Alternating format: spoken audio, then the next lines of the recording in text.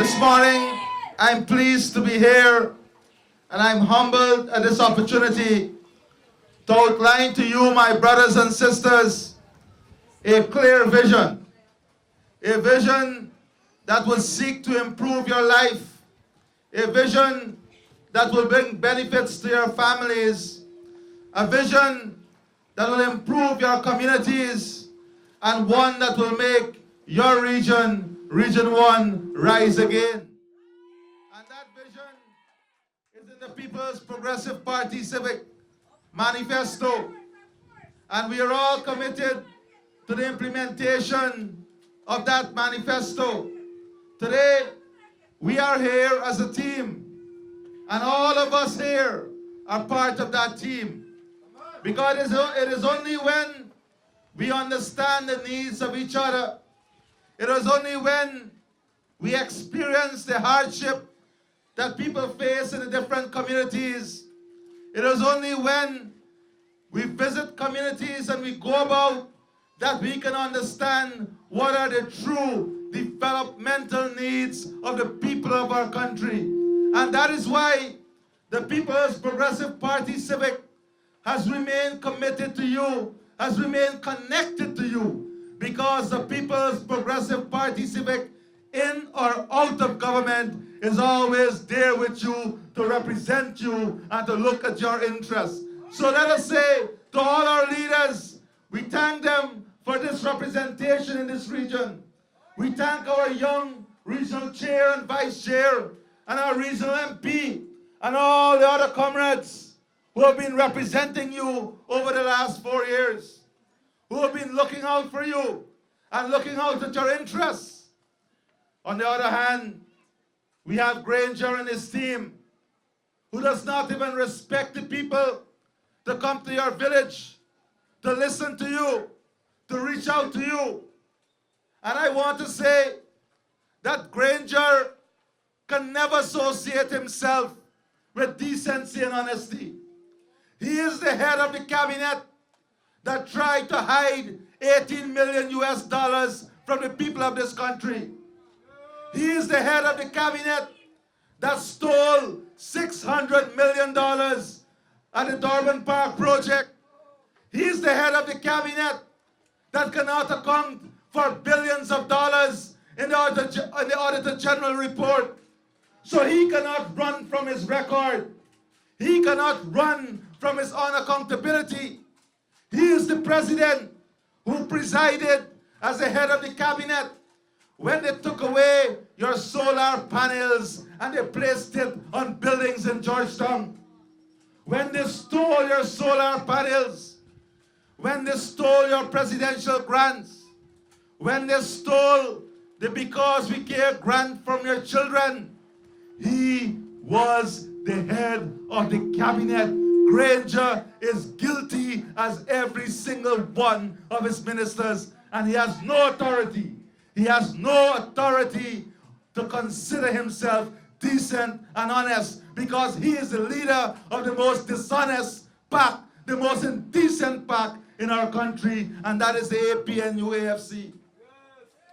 My brothers and sisters, today we are making an important decision, and that decision, first of all, is about our dignity. It is about restoring hope, and it is about standing up for our rights. Today, we will make the decision that Granger was afraid to make. He never disciplined the minister who called our Amerindian people greedy. Today, we are saying to him that he will pay and his government will pay on March the 2nd, because you are not greedy people. Today, we will let him pay for the removal of the Because We Care grant from the children of this region. We will make him pay for the pensioners who come for their pensions here and have to line up overnight, sleep, wait in long lines, without food. After we raised it, they sent one of their supporters to give the pensioners coffee in the line. But the issue is not coffee. The issue is serving you with decency and dignity, having the respect for you.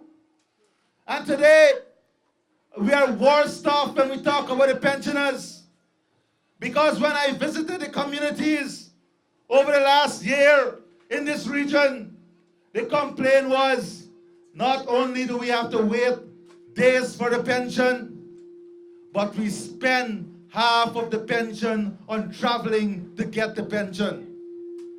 We have to fix this. And on March the 2nd, when we elect the People's Progressive Party Civic, we will be fixing this. My brothers and sisters, your rights are important. Your rights to your land, your rights to the forests, your rights to the minerals, your rights to development, your rights to electricity, your rights to housing, your rights to water. Your rights are important. And we in the PPP have outlined a clear vision in which we will ensure that your rights are given to you, your rights are protected, and that you here in Region 1 have an equal share in the development of Guyana as any other Guyanese in any part of Guyana.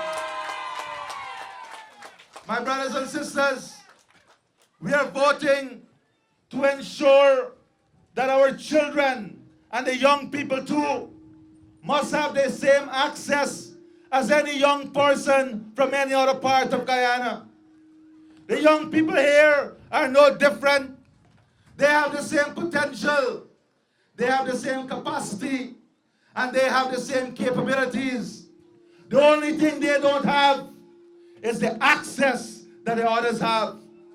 And now, as we move forward, we are outlining to you a clear plan in which we will bridge this gap to ensure that we give you the same equal access and opportunity like those from all across our country, so we can compete on the same level, so that we can benefit on the same level.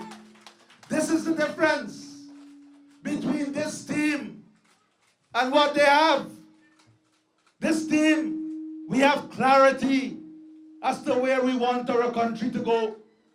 We have clarity as to where we want every single region to go.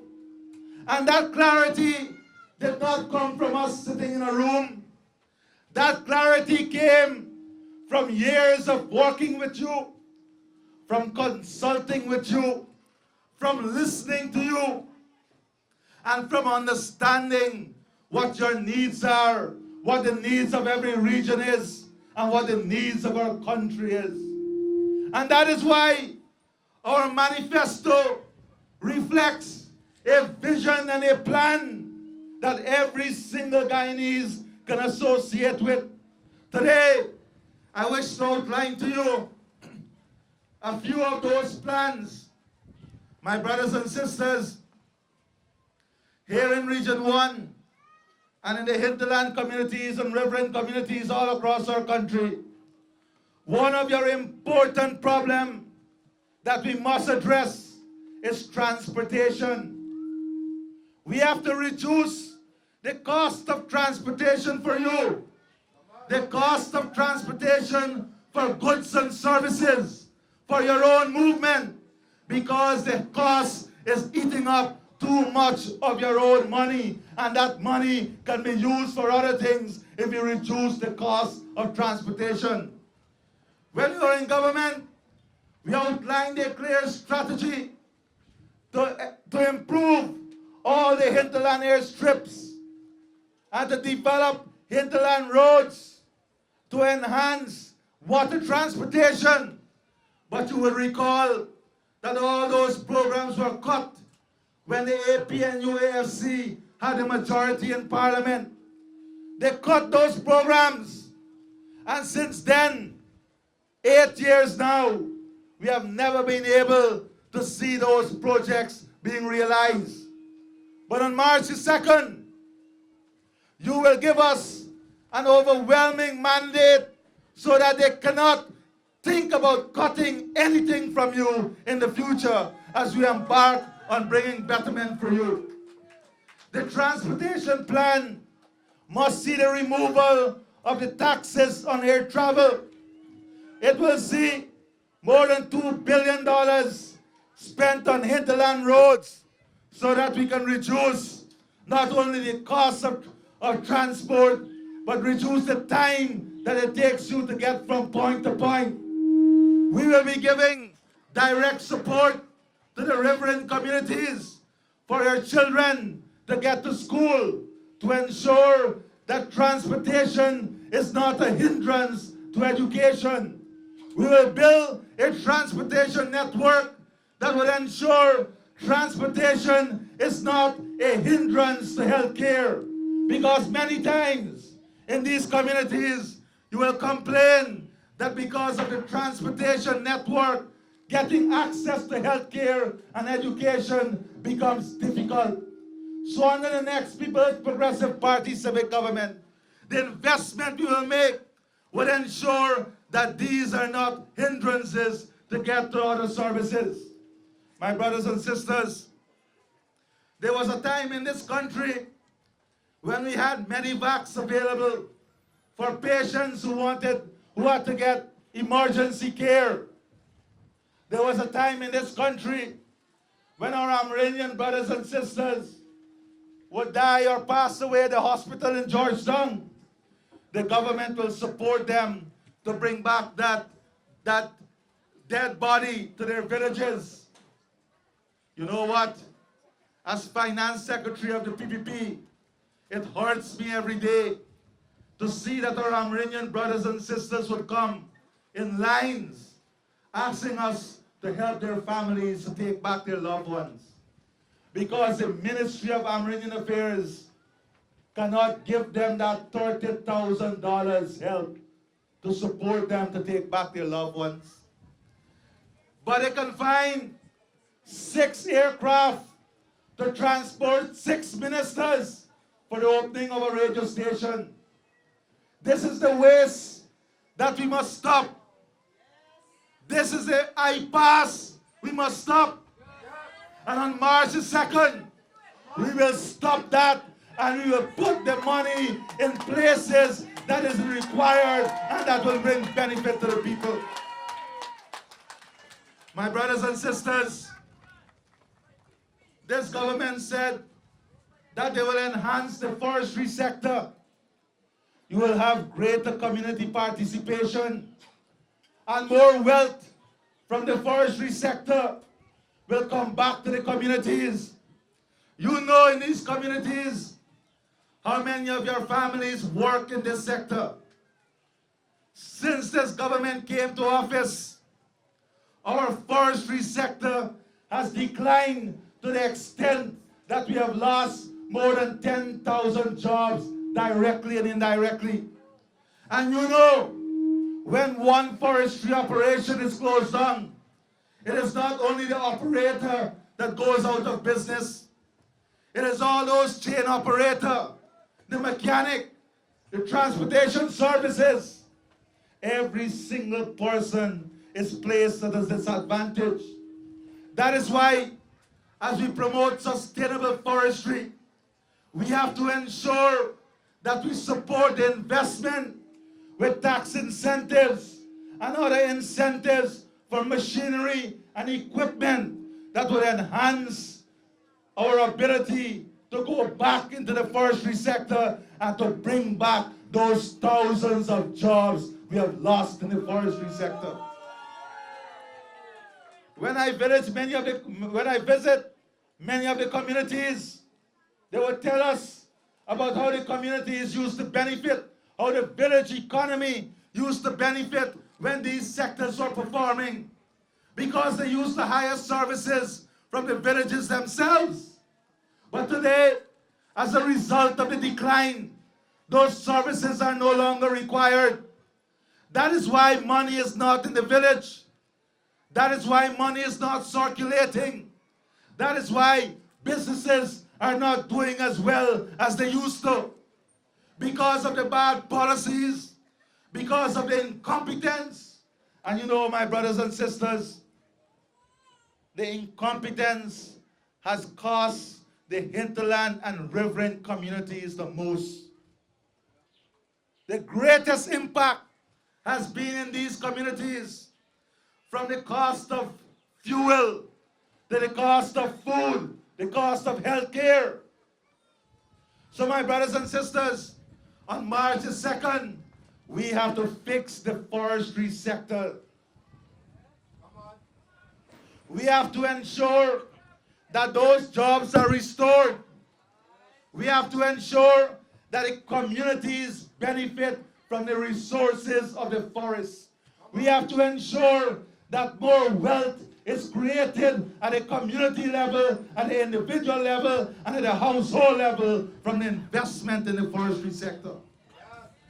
These are the real type of development that will create wealth and enhance the livelihood and welfare of our people.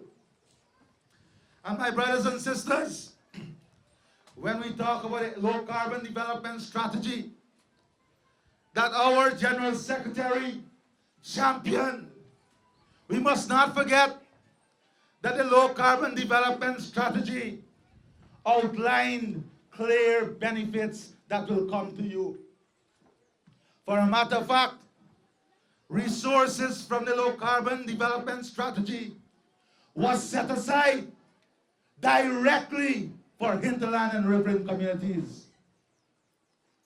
There were direct guaranteed transfers, cash transfers, to improve life, to enhance livelihood, and to improve economic prospects in these communities, in your communities. The low carbon development strategy spoke of a microcredit scheme that would have given families small loans to enhance agriculture, to enhance agro-processing, to enhance tourism, and to create opportunities that would have given you jobs, that would have made you businessmen and women, that would have made your villages richer. It brought direct investment that would have improved your lives, give you greater access to public services. And at the end of the day, although it brought all of those benefits, you had the decision as to whether you opt in or opt out. So my brothers and sisters, when you vote on March 2nd, you will be voting for the restoration of all the benefits the low carbon development strategy brought to your communities. You will not be voting for a green state, well, what is it, green state paper? We don't even know. And the only concept behind this green state plan is painting things green. The concept behind the LCDS is to empower you, to give you more money in your pockets, to ensure your communities benefit, to ensure your region benefit. And that is the difference between a people-oriented strategy and a strategy that is built in a cloud and does not have any clear vision. So my brothers and sisters, on March 2nd, we'll be restoring these benefits from the low carbon development strategy. This brings me to mining. Many of you have families in the mining sector. And what we have seen from this government is an onslaught on the miners. It is an onslaught on community mining. It is an onslaught on the people who are associated with the mining sector. This government operates as if they dislike miners. We are saying very clearly to you that we will restore the mining sector to prosperity by ensuring mining remains sustainable by ensuring mining respect the rights of people and communities, but also ensuring that mining is given the incentive that it requires to grow again, to ensure that the jobs and the wealth that mining creates will reach the villages and communities. Since this government came to office, 60% of the dredges that were operating in 2015 is no longer operating. That is more than 7,000 jobs lost directly. Out of these jobs, more than 70% are Amerindian jobs. That is why I said you have gotten the greatest of onslaught, because they hit you on the CSO program. They hit you in forestry. And they hit you also in mining. This is a type of onslaught that we have to reverse. And on March the 2nd, are we going to reverse this? And the way we are going to reverse this is by voting solidly for the People's Progressive Party Civic. We are voting for the restoration of jobs. We are voting for the restoration of mining, the restoration of forestry, the restoration of the LCDS, the restoration of the village economy. We are voting because we want to ensure our children have a brighter future. We are voting because we want to ensure women are empowered. And the way we must empower women is not only by talk. We have to empower women by giving them opportunity. That is why in our manifesto and in the LCDS, we set aside specific amounts of money for small and micro credit so that we can help women to become empowered financially. And these are the plans that will improve the welfare of our family. You know, when a mother gets more money, she ensures that the family gets better. But you know, sometimes when men get more money, they spend it some other ways. But women have a way of ensuring the families are empowered. And we are going to continue to invest not only in small and micro credit, but we have to make life for women easier. Access to water, access to health care. It is sad today that as we stand here, infant mortality, that is babies dying at birth, has increased by 17% in the last 4.5 years. Children dying below the age of 5 has increased by 40%. This government is bad for babies and children. More babies and children are dying under this government, and they still have the audacity to say that things are better. What is decent about the increase in deaths among babies and children under 5? There is nothing decent about that. And on March the 2nd, we have to fix this. We have to fix this for our babies. We have to fix this for our children. Brothers and sisters, every day you pick up the newspaper, you see 2 and 3 pregnant mothers on the same bed. 2 and 3 pregnant mothers on the same bed. And when I went to the villages, many of the women spoke about the horror stories they have when they go to the institutions. Not because of the health workers alone. The health workers sometimes try their best, but there is severe shortages of essential medical supplies. Our people today are suffering because of this. And on March the 2nd, we must fix this, and we will fix it by electing the People's Progressive Party Civic to government. My brothers and sisters, housing. I started by saying to you that whatever benefit is on the coastline, you too must benefit. We started the hinterland housing program, and we started the hinterland home improvement program. And the money we set aside for it, when this government came to office, they cut that money by half. The General Secretary will tell you that he is the one who started the Forest Basic Need Trust Fund that brought tremendous benefits to these communities.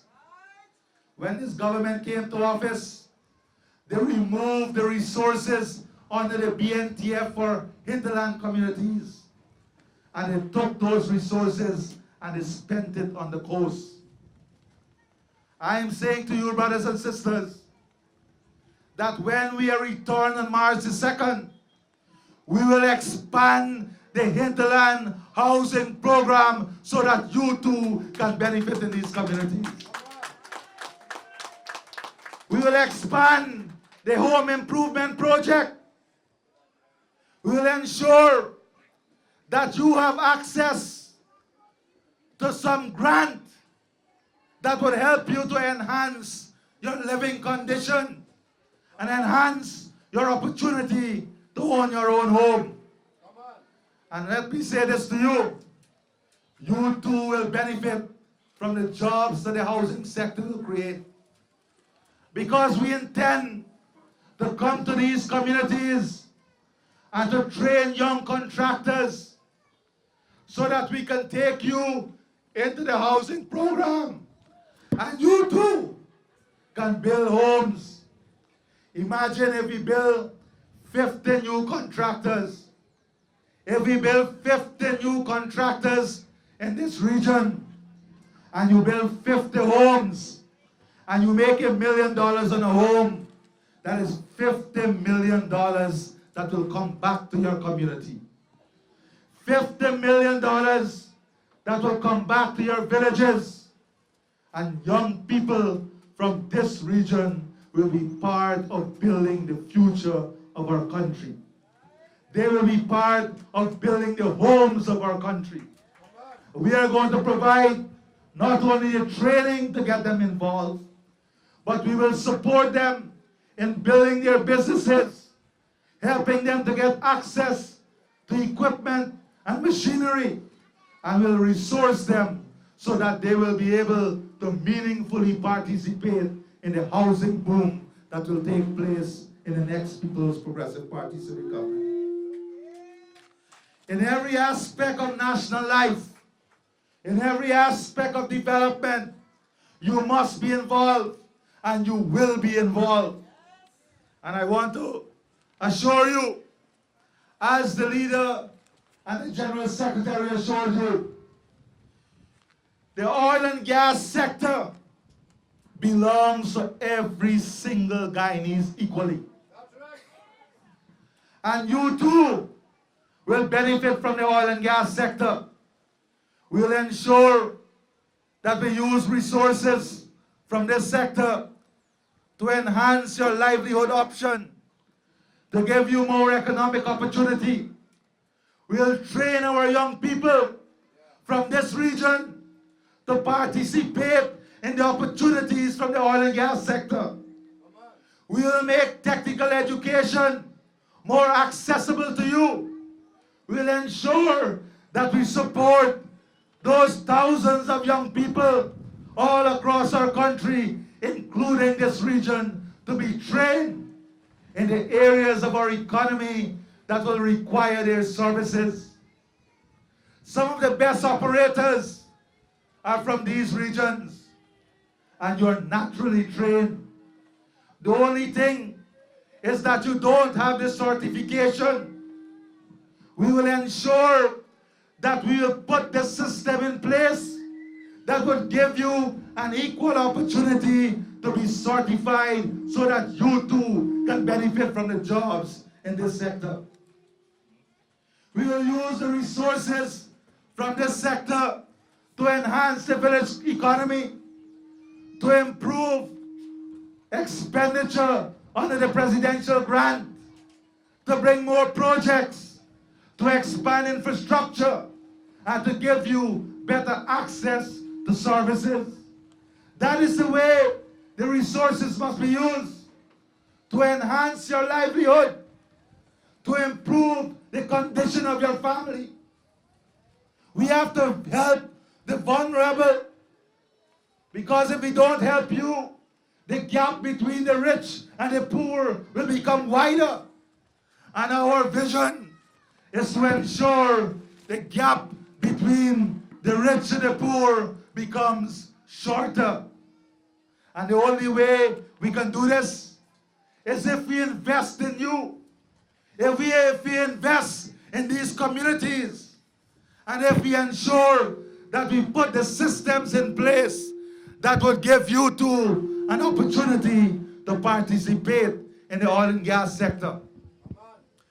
So be assured that unlike this government, we believe and we subscribe to the fact that the resources of our country belongs to all the people of our country. And oil and gas is one of the resources that we have just accomplished. And we must ensure that you have your equal share of benefit and development from this sector. Yes, and this I pass with this government coming here. This government has never taken a day off to come here and talk to you about the oil and gas sector. They have never come here to tell you how you will benefit. They have never come here to help you, to create opportunities for you to benefit. But we're going to fix this. We're going to fix this on March the 2nd with your help. My brothers and sisters, access. Another important issue we must deal with is access. How do we ensure that you are an integral part of the future? That we link you, your families, your communities to the future. We can't build a university in every community. We can't build a technical institute in every community. But technology has given us an opportunity to bring those facilities to every community. And these opportunities will be created by investment in ICT. We have to invest in ICT to ensure that you get the same opportunity as any other person in Guyana to access education.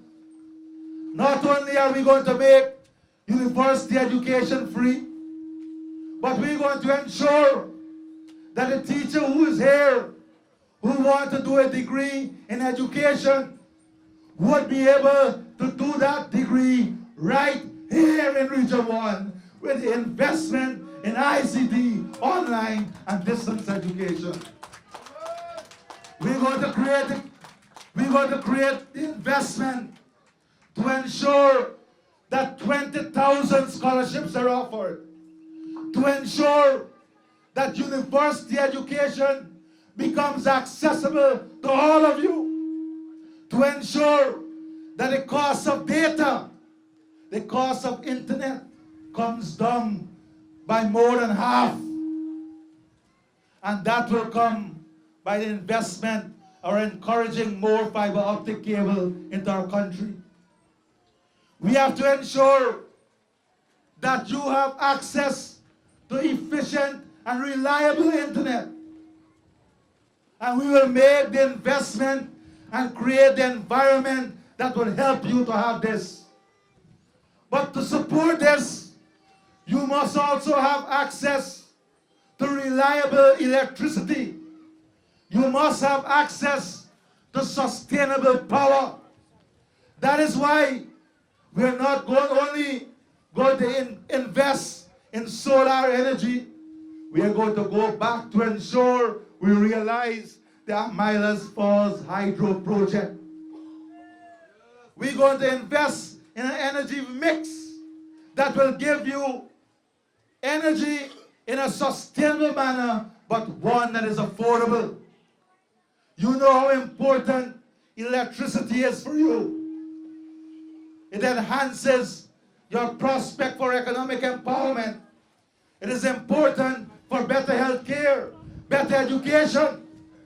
That is why we started this program in solar energy under our General Secretary. They stopped it, but we are going to expand it until every single family in this region have access to power that is reliable and power that is cost effective. We have to ensure that you have access not only to water, but you have access to better quality water. We started a program when we were in government, not only to give water to the centers of the community, but to invest in smaller facilities that will support every village in terms of access to water. And we're going to continue those investments until we have 100% coverage to access to quality water in these communities. As we invest in a new economy, we must be able to support sectors that have the ability to create jobs and wealth. We have to utilize the forest in a manner that will generate revenue. Not only the hundreds of millions that we can earn under the LCDS, but how do we help small farmers? How do we ensure that we give you the incentives that will expand agriculture, that will support investment in agro-processing, that will help the tourism sector? We are not only going to give the training, we are going to offer grants, we're going to offer access to low-cost financing, we're going to give you the training, and we're going to give the incentive that will support investment in these sectors. Today, the farmers are suffering in this region. When I visited with MP Colin Cole, the transportation cost is killing them. The input cost is killing them. They can't even get support for a cushy ants anymore. The government extension services is no longer available to them. We will fix this on March the 2nd when we elect the People's Progressive Party civic to government. Because agriculture is important for this region. The farmers are important.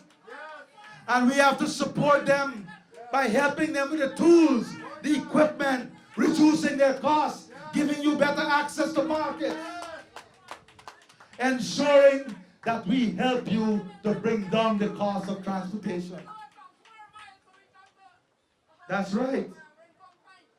These are the real issues. These are the real challenges that we must address. But we can only address these challenges and issues if we have a government that understands them. If we have a government that is connected to the people in the community. If we have a government that is reflective of the aspirations and the dreams of every single Guyanese. If we have a government that is responsive to the needs and aspirations of every Guyanese. And that is the type of government we offer. A government that will be rooted and connected to you. And one that will bring real benefit. That is why we're going to invest $2 billion. $2 billion every year on hinterland roads. Because you too deserve better. And we're going to invest in a continuous way until every single community across our country is connected. We're going to reverse all those hardship taxes. And very importantly, we must provide a secure environment for our people. Our people must be able not only to get jobs, but to enjoy the fruits of their labor in a safe and secure environment. So we're going to invest in our security forces. We're going to create opportunities for new recruits. We're going to invest in better equipment, better training, greater monitoring, empowering at a regional level. Because security is important for our people and our families. My brothers and sisters, when your government is elected on March the 2nd, you can expect immediately the following. We'll immediately resume the Amerindian land titling program. We will not rest until every single community benefit from the Amerindian land titling program. Unlike this government give out a lot of titles, you know. The only problem is that they give out all the titles and leases to themselves. Nothing for the communities, nothing for the ordinary man, all but themselves. We will resume the LCDS to bring the benefits back to your community. And here it is, a lot of them talking about constitutional reform and reform of the Amerindian Act. But you know how they want to reform the Amerindian Act and the Constitution? They want to reform it by sitting in an office in Georgetown. We believe that the reform of our Constitution and the Amerindian Act must be done by the will of the people. And it cannot be done without consultation with you. So any reform of the Amerindian Act or the Constitution must be done with you fully on board and in full consultation with you. We will fund a community development plan. For a matter of fact, we have already worked out an agenda. Within the first month, we will be meeting with all the Tushas to ensure that we have the community development plans and that we fully fund those plans so that the villages will benefit and you will benefit. We are going to rehire the 2,000 CSOs that lost their jobs. And we are not only going to rehire, but we are going to expand and create more opportunities for young people to be employed. We're going to upgrade the airstrips, the roads, and the water supply. We're going to immediately resume direct cash, equipment, and technical support to our farmers and agriculture. We're going to enhance and expand the hinterland housing program. We're going to resume the household solar panel program and also ensure that every single family get that one laptop that is so important for you. We're going to deliver government pensions, student grants, and services directly to you so that you don't have to use it in transportation costs to go for the pension. We're going to invest in the educational and health facility. Not only the buildings, but we're going to recreate the Jack Dale Initiative by sending more of our sons and daughters on scholarship to become doctors, medics, nurses, and healthcare professionals. So that they come back and serve you. And when we train them, we are not going to dictate for them whether they must be on a pensionable establishment or on a contract. They must have the democratic right to choose. That is what the PPP is about. Ensuring your democratic right is protected. We're going to ensure the continuous supply of drugs and medical supplies to every single healthcare facility, so that when you turn up there, you are not told that a drug is not available. You are not given drugs that expire. One Tushaw told me, by the time she collected the drugs in Georgetown and she got to the village, it was expired. The drugs that they give had a 3 weeks expiry date. This is disrespectful.